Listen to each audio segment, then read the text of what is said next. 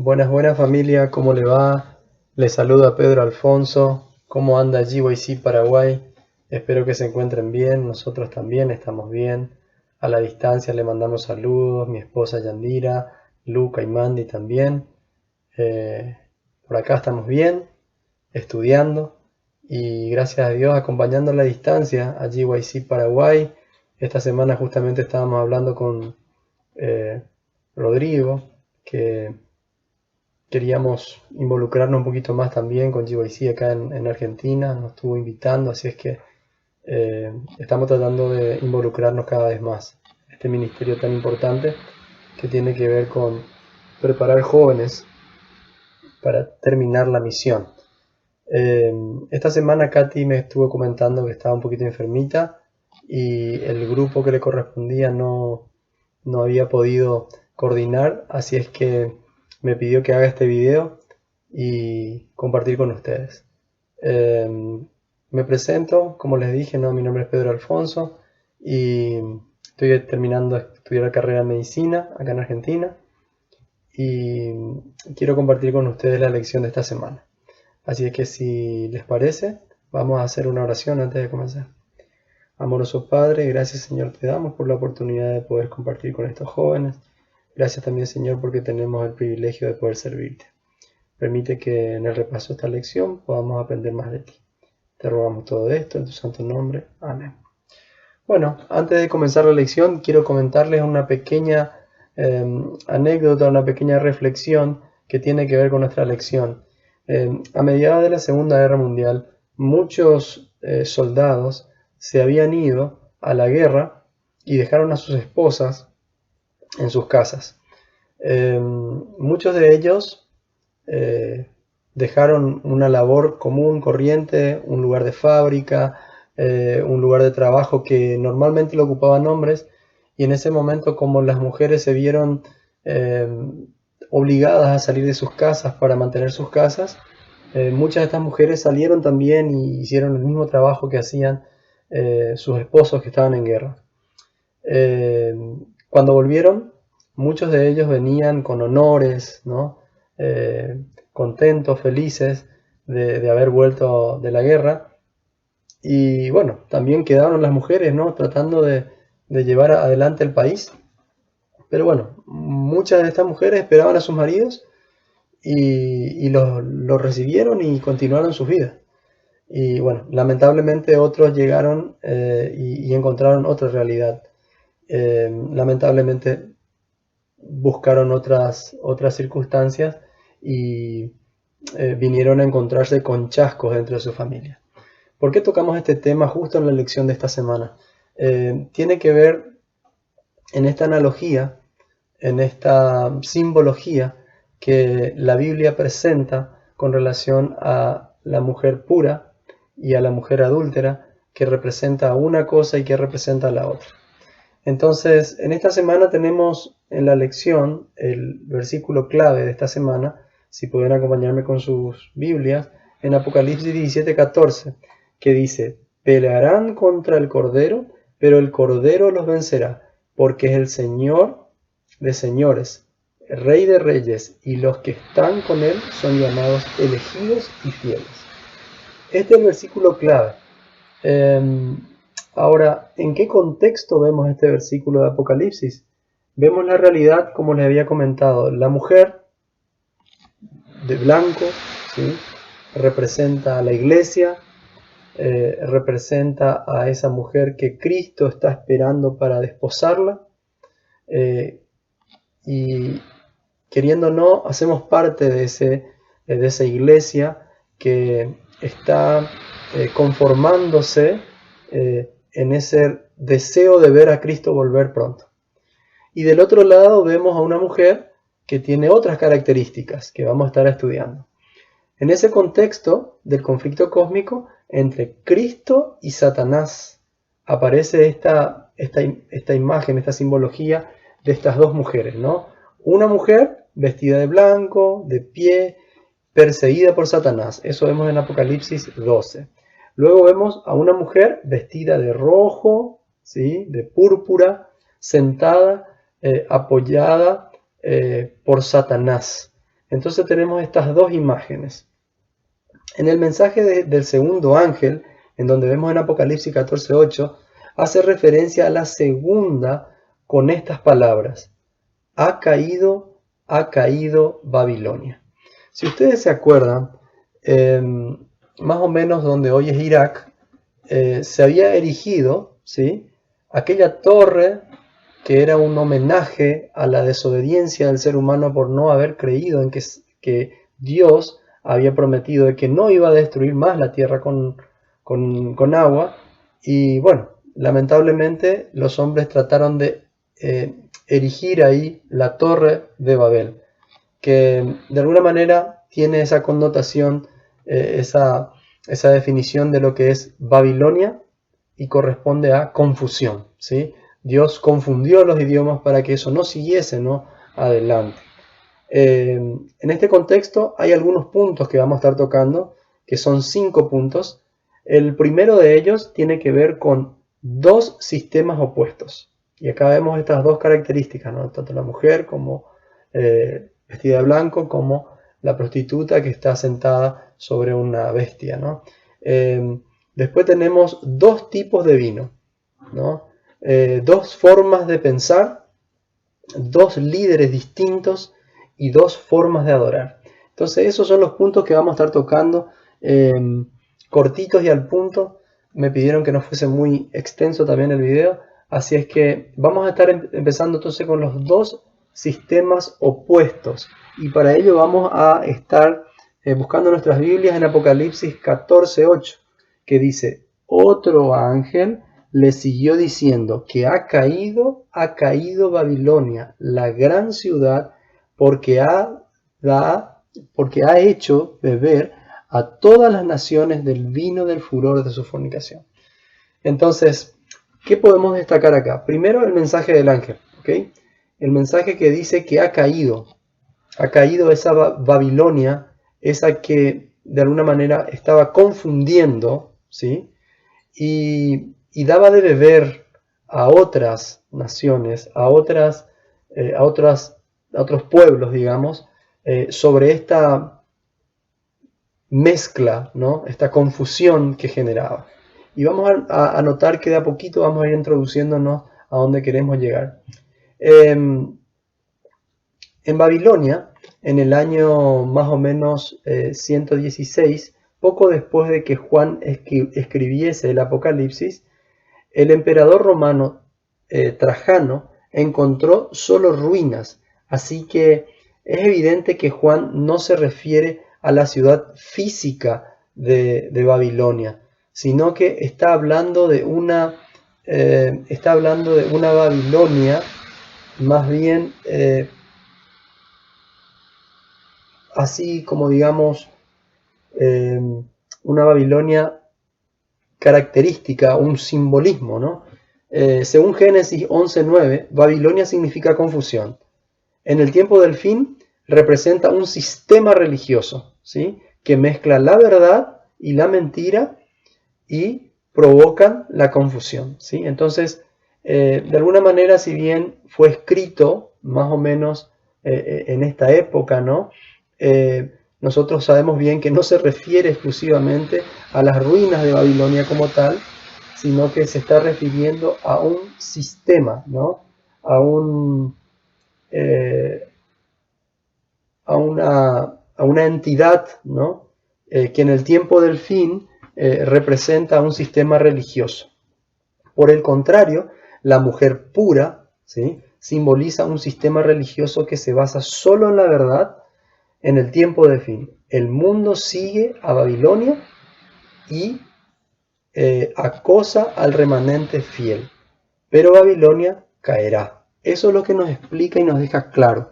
Entonces, si bien Babilonia, ¿sí?, da de beber, confunde y persigue a la mujer, ¿sí?, o a los hijos de Dios, este versículo es clave porque nos dice que ella va a caer. Ella no va a continuar en esa situación de mezclar la verdad con la mentira. Y acá podemos ya ir imaginándonos a qué se refiere, ¿no? A este poder, tiene que ser un poder político, ¿no?, mezclado con la religión, que pueda imponer estas creencias, ¿no?, que estén mezclados más bien con tradiciones, que estén mezclados más bien con distintas formas de salvación por las obras, sabiendo que en realidad la salvación es única y exclusivamente por la sangre de Cristo. Avanzamos entonces con el siguiente punto, en donde tenemos dos tipos de vino.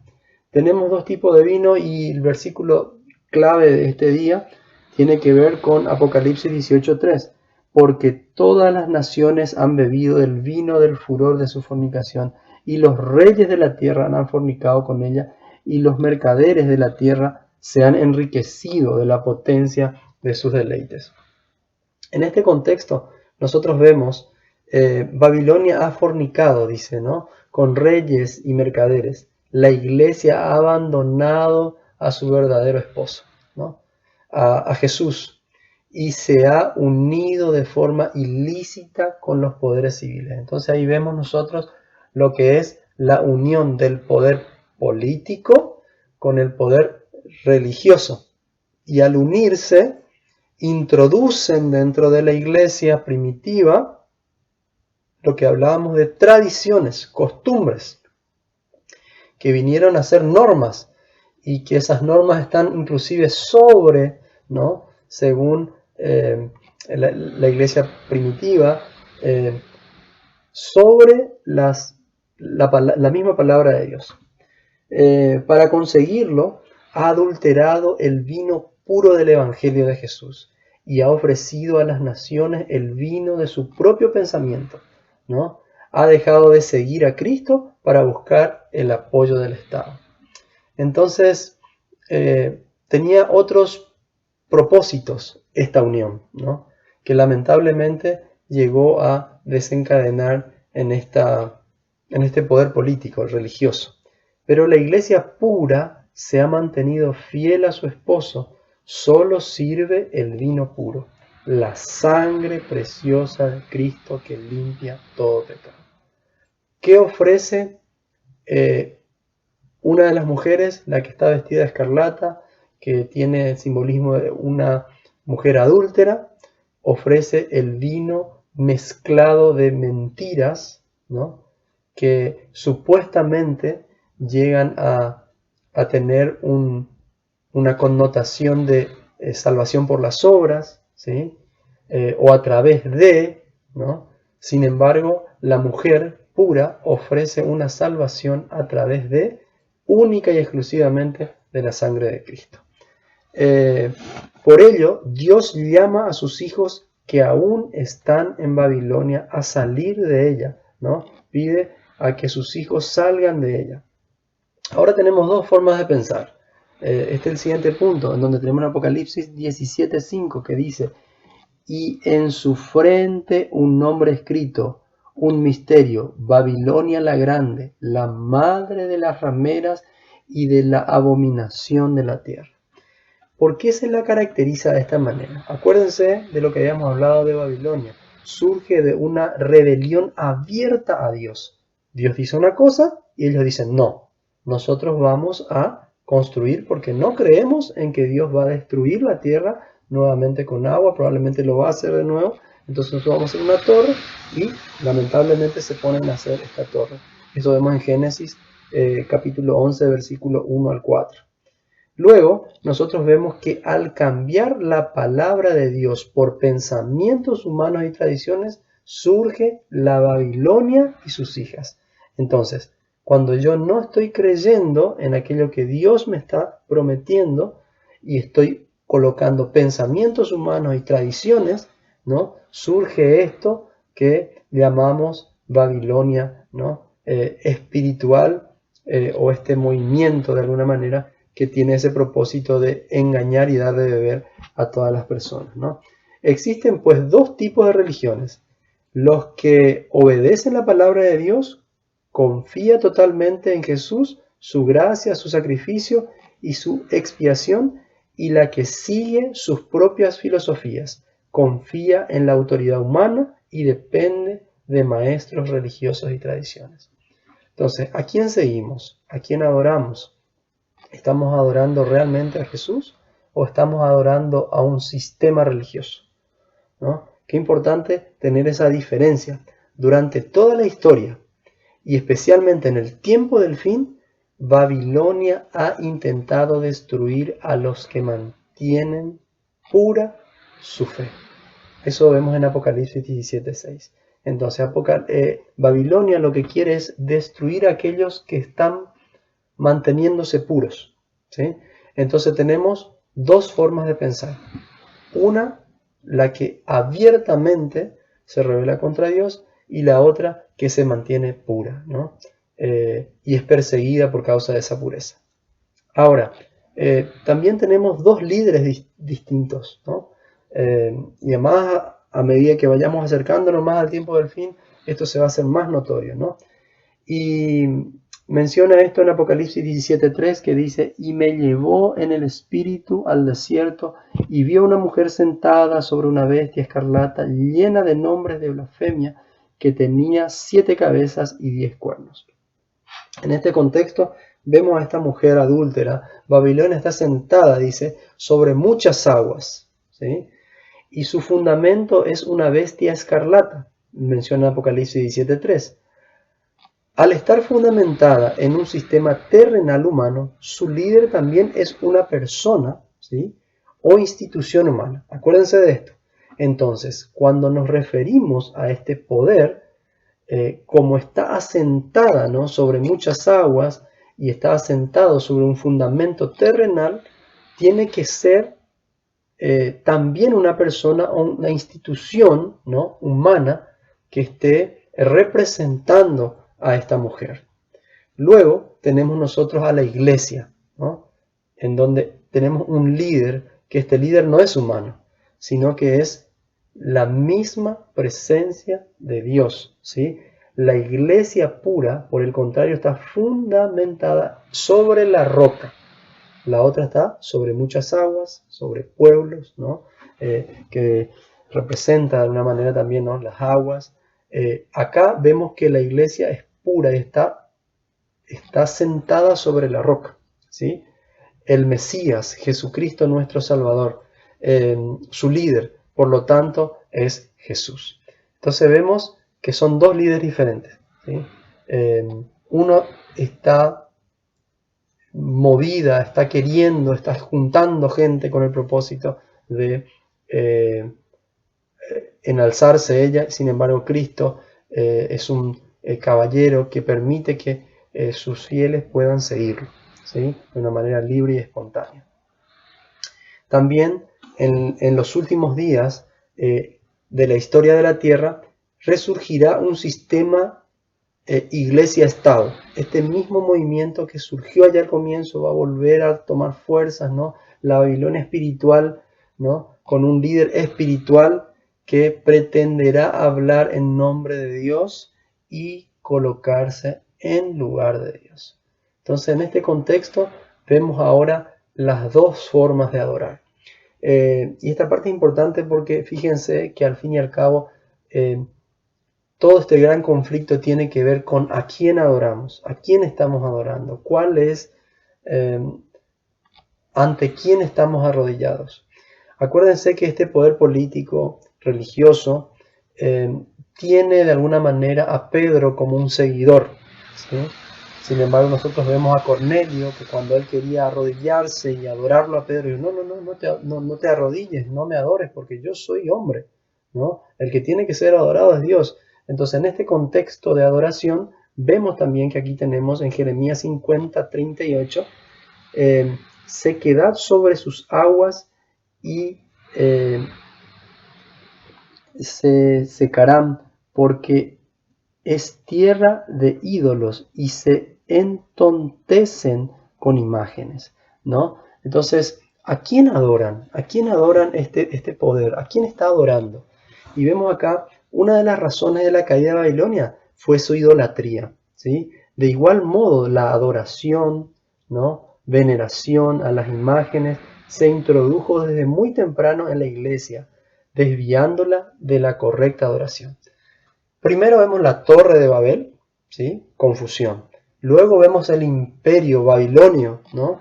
Que cuál fue una de las razones por la cual cae el imperio babilonio, ¿no? Tenemos la historia de Nabucodonosor, vemos esta historia donde vemos a los amigos de Daniel que no se postran ante este ídolo, que representa de alguna manera abiertamente la idolatría, y este poder espiritual que se conforma, ¿no? Cuando se une el poder político y religioso, introduciendo dentro de ella filosofías paganas como la adoración a los ídolos. Luego vemos a la iglesia pura, que tiene una característica, una adoración. ¿Hacia quién va la adoración? La iglesia pura, sin embargo, obedece todos los mandamientos de Dios, incluido el segundo, que prohíbe la creación de imágenes y su adoración. Fíjense que hay un contraste importante entre una cosa y otra. Al inclinarse ante una imagen, las personas reducen la majestad de Dios a una estatua sin vida. Se degradan y se hacen semejantes a los objetos que adoran. Entonces, amigos, para ir concluyendo nuestra lección, tanto la iglesia pura como Babilonia aseveran servir a Dios. Ojo, las dos aseveran servir a Dios. Y creer en Jesucristo. ¿Cuál es la diferencia?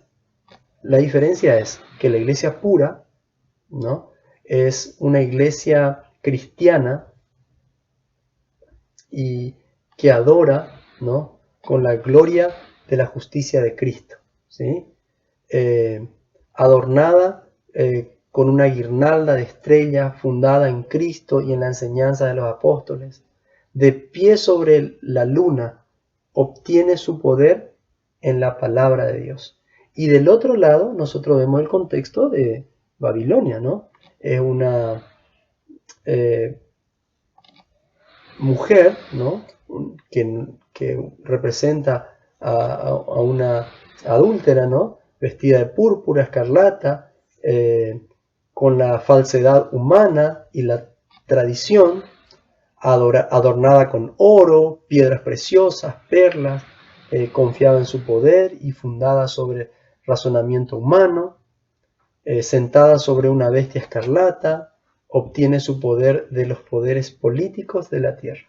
Vemos dos diferentes iglesias, ¿no?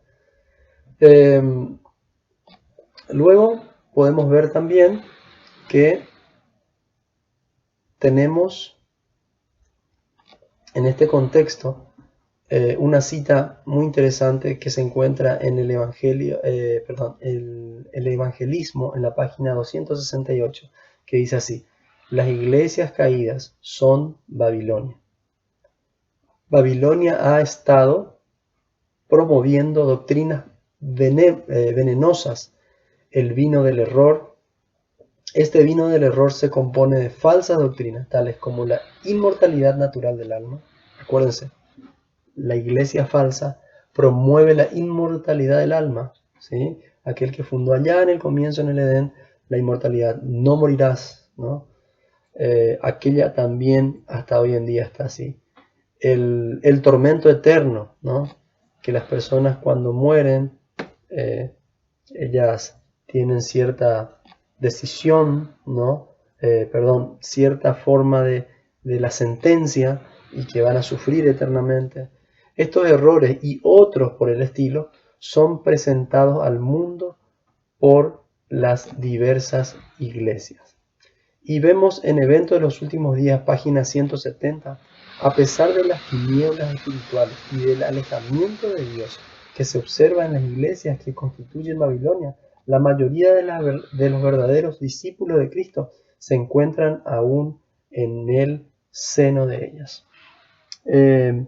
Amigos, quiero terminar sencillamente con el hecho de que a medida que vamos acercándonos al tiempo del fin, se va haciendo más evidente esta polarización entre la iglesia pura, la iglesia verdadera, con los principios, que sigue a Cristo única y exclusivamente a través de la salvación por la gracia, pero que con ella trae también cambios en la vida de un cristiano. Y por otro lado, una iglesia falsa que pretende usar estas obras como método de salvación, ¿no?, y que recibe de la adoración de los hombres. Sin embargo, nosotros sabemos que la iglesia pura adora única y exclusivamente a Cristo. Espero que les haya servido y que podamos estar atentos y alertas a medida que vayamos acercándonos al tiempo del fin, para que no podamos caer en las redes, ¿no? de